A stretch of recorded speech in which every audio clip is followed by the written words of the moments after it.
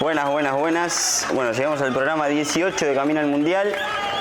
Vine con la camiseta de la selección argentina, con la 6 de Aldana Cometti, una de las referentes de la selección argentina, pues seguimos acompañando a la selección argentina, seguimos, a pesar del resultado, de lo que haya pasado, siendo soldados de alguna manera de esta selección y apoyando a la selección nuestra que nos representó bien a pesar del resultado. Vamos a estar hablando de eso, hay cosas que se pueden mejorar, hay cosas que se mejoraron.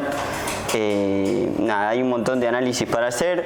Está Agus de Nueva Zelanda de todas maneras, que bueno, ella está más cerca de alguna manera de la selección, así que vamos a estar hablando con ella también. Tenemos información mucha del Mundial, hoy viene el programa con lapicero y papel, porque tenemos muchísimos datos, porque se terminó la fase de grupos, y vamos a estar hablando de Linda Caicedo, que tiene una historia increíble, que no solo es una gran jugadora de fútbol con 18 años, que la está rompiendo, que jugó en un año 3 mundiales, sub-20, sub-17 y mayor está jugando ahora, y fue figura en 2 partidos de 3. Así que vamos a estar hablando de ella, que además de jugar muy bien a la pelota, tiene una historia tremenda, de un ejemplo de superación. Después también vamos a hablar de Colombia. Agarramos 3 selecciones que hayan sorprendido o que hayan pasado a octavos de final y sea de alguna manera un batacazo, o que no estaban consideradas como para llegar a octavos de final, y vamos a contar la historia, la explicación, por qué motivo están en octavos de final, qué se está haciendo en la federación de cada país, qué jugadoras tienen, qué entrenadora tienen. Vamos a explicar un poco eso de cada país, que hoy Colombia es la única selección que representa a Sudamérica en octavo de final, y por ahí cuando uno miraba ante el Mundial era más Brasil, pero bueno, Brasil y Argentina quedaron afuera, Colombia sigue y vamos a hablar de Colombia, vamos a hablar de Marruecos y vamos a hablar de Jamaica. 3 selecciones que la están rompiendo, por lo menos hasta el momento, y bueno, 2 de ellas se van a enfrentar. Vamos a repasar los cruces de octavo de final también de este Mundial. Hay unos cruces tremendos. Por ejemplo, va a jugar Suecia con Estados Unidos. Es un partidazo, que encima es un horario lindo para ver, así que les recomiendo que lo vean. Vamos a hablar obviamente de la selección argentina, vamos a hablar de datos que dejó la fase de grupos, algunos curiosos, algunos debuts con goles y demás de algunas jugadoras, y después tenemos, ¿qué más teníamos?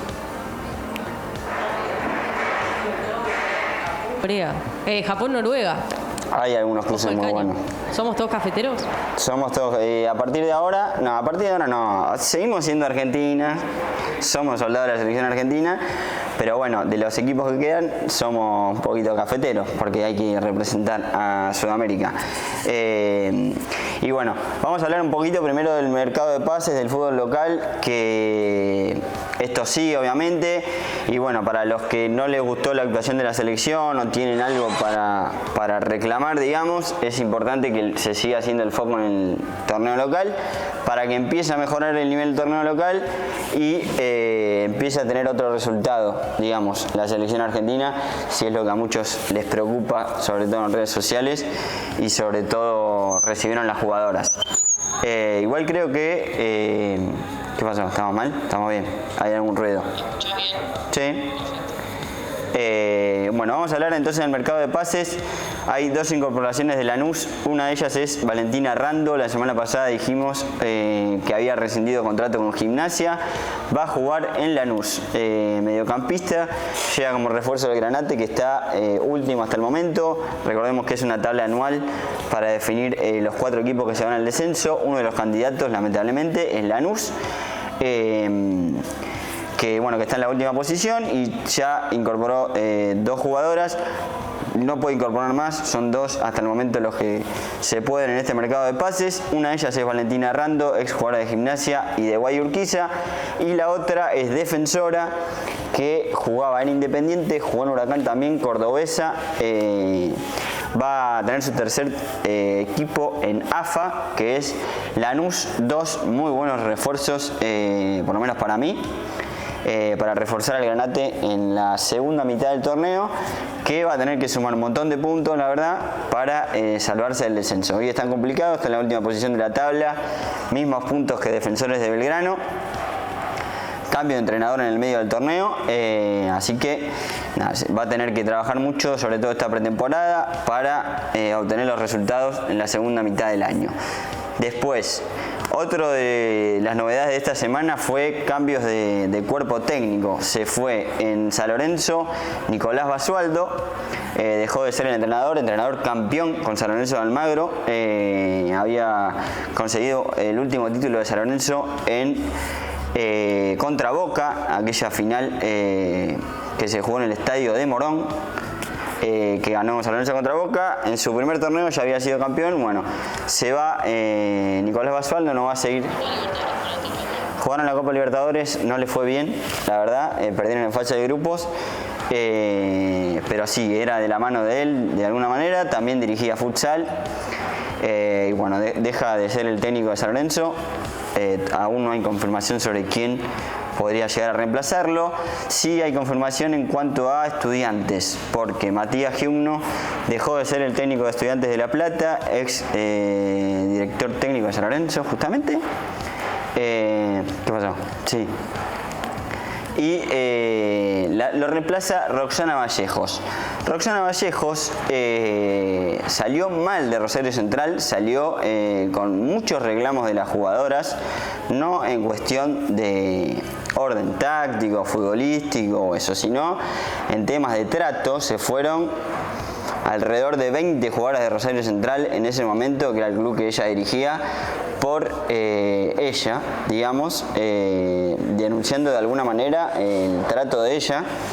Y Estudiantes, que lo dijimos ya en muchos programas acá, y bueno, me hago cargo porque Agus también se va a hacer cargo porque piensa lo mismo que yo y le gustaría que lo diga, y está acá de otra manera.